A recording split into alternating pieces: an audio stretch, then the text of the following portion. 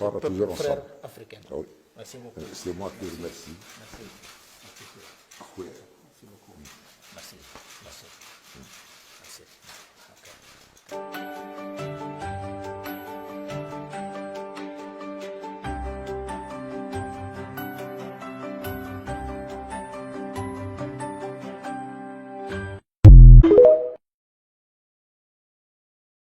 Le 8 mars, le général Oumarou Sissoko Embalo a mis son premier pied en Tunisie.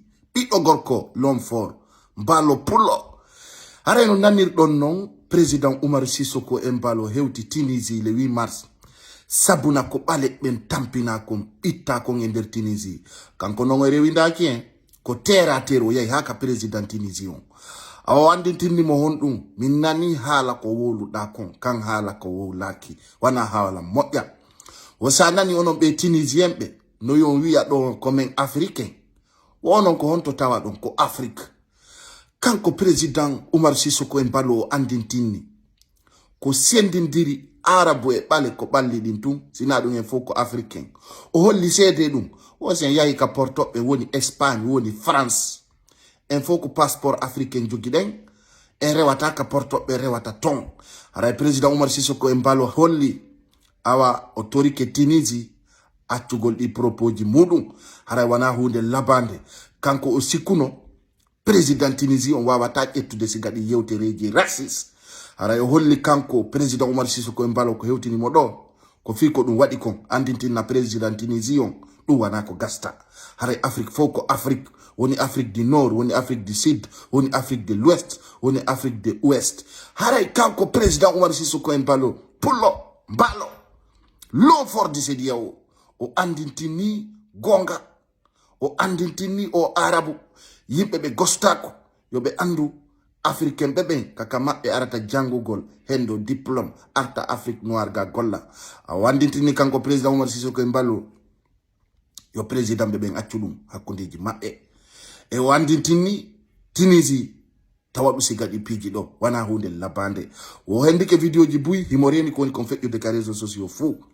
a président Tunisie on non holli kanko o wada dum o andi tum yando ronkata ko imitora o mapike awa kanko président Oumar Sissoko Embalo holluno kadi président Tunisie on direct wo o sikkanano mo ko kanko président Bourguiba wawata wadugol sigadi piji do radagol balejo noir porto be rado en africain be rado en awa kanko président Oumar Sissoko Embalo en tant que président CEDEAO o holli o tonga dum do o hirsu awa sa yi siga président Oumar Sissoko Embalo sinare yani be sujjaybe ko du wadi si minion mo anda balo kunda yo lando o ko pullo mo wolta fenande o ko pullo réalité o ko pullo mo hulali bano adama o no andi ko di gonga o ko Allah président Oumar Sissoko Embalo. Félicitations l'homme fort, l'homme de situation, l'homme de l'Afrique, l'homme qui intervient le moment qu'il faut, l'homme qui n'est pas comme Croix-Rouge. Président Oumar Sissoko Embalo, félicitations,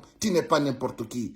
Kodunka di men fala ya intervenir feundo do la Guinée. No onda intervenir deni. Quanto souci, ya gol yida Poutine, yida landon Ukraine, lando holorado, président Oumar Sissoko Embalo, pour lo wala do gonga, dare quand on a des nouvelles, on a rapatrié. Les ministres d'Affaires étrangères étaient au terrain. Non, non, non, non, non. Quand on directeur yani ola ni président Tunisie Konga. Awadun to holli président Oumar Sissoko Embalo c'est pas n'importe qui. Un o holli mbalo kunda ko i gorko balo kunda vrai harana pocho pacha ko do mi yo nyande pullo la mi lagine o gonga kam feñay awadun do andini on